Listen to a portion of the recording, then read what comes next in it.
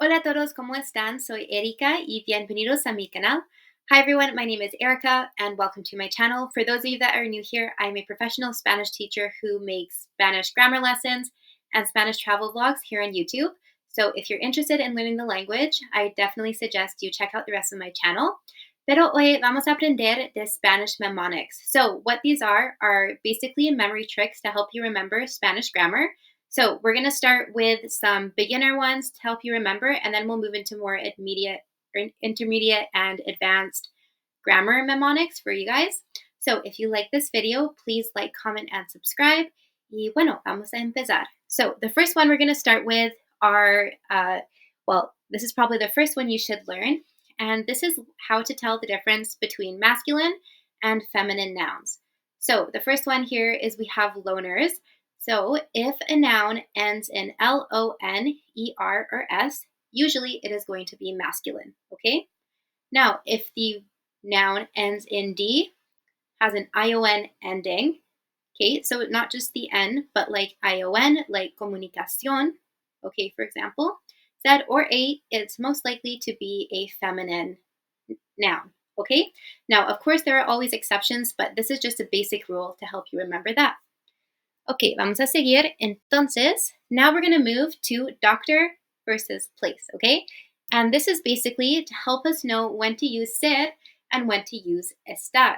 So, ser, that is the permanent version of the verb to be, and we'll use ser when we're talking about the date, okay? So, for example, es lunes. Our occupation, soy profesora. Characteristic, soy alta. Time, son las 3. Origin, soy de Canadá.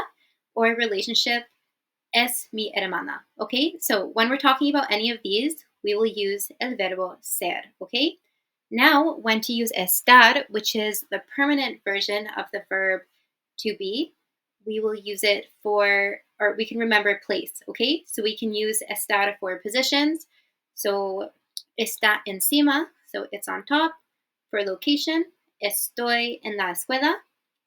For an action, estoy corriendo. A condition like being sick, so estoy enferma. Or an emotion, estoy feliz. Okay, so these are when we use el verbo estar. All right.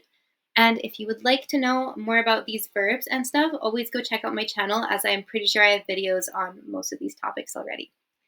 Okay, now we're going to go to por and para, and if you want a more in-depth video, I also have this. I'll leave it linked. Okay, so when to use por, all right? We can remember with the mnemonic attracted, okay? The acronym attracted.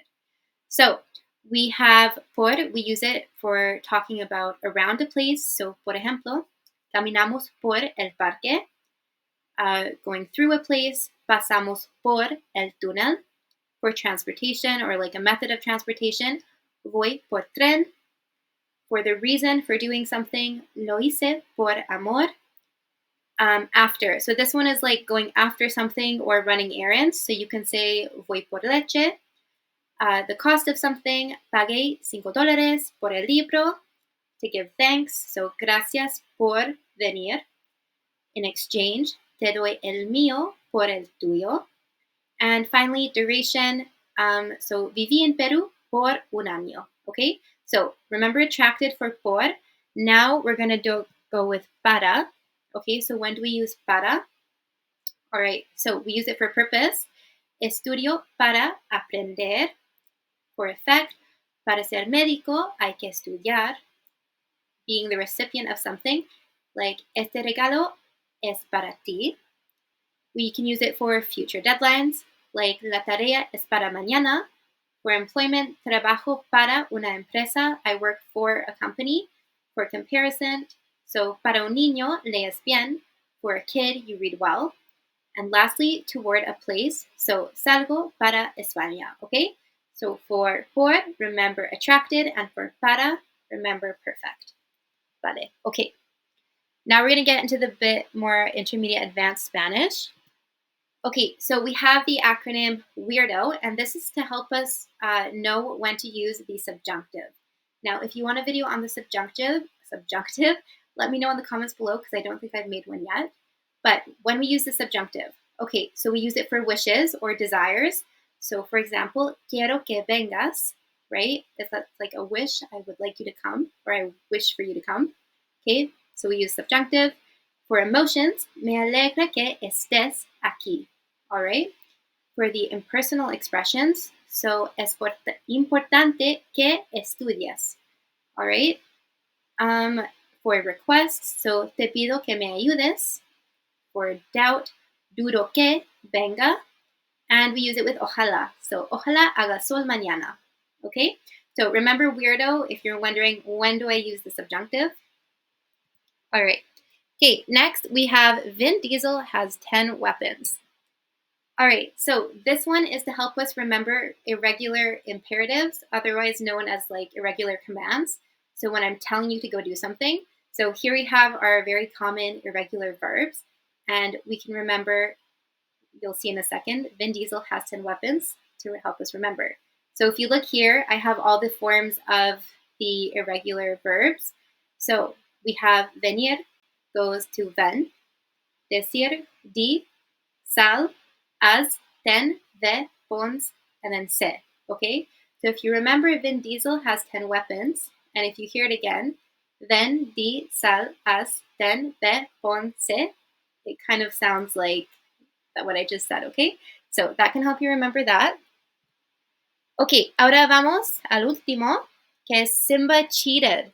Okay, so we use Simba cheated to help us remember the difference between the preterite and then the imperfect, okay? So for the preterite, you can remember this acronym SIMBA.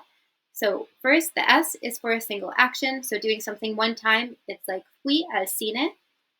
We use it for an interruption. So dormía cuando sonó el teléfono. So the sonó is the interruption of the action. So you would use the preterite. For a main event, hubo una fiesta. Okay, like there was an event, beginning or end of something.